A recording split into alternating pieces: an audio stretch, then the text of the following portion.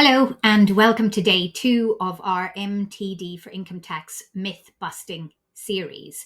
So today's myth is really for those freelancers, musicians, and creatives whose income is a portfolio of different types of income.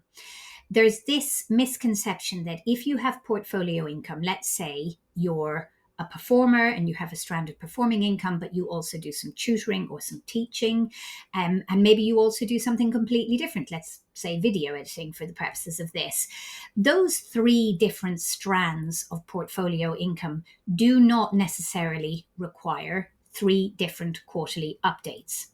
If historically you've put those 3 sources of income together and you've reported that as an aggregated total on your self-assessment tax return each year as your income for that year, then from HMRC's point of view, that's a single trade. It might have lots of different strands within that trade, but it's not multiple separate trades.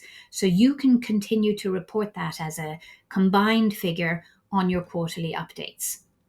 Where HMRC would likely think you have 2 completely separate trades and would be looking for 2 completely separate quarterly updates would be, for example, if you had 2 different sources of income that you have historically reported on 2 different sets of self-employment pages when you're uploading those into your annual tax return each year.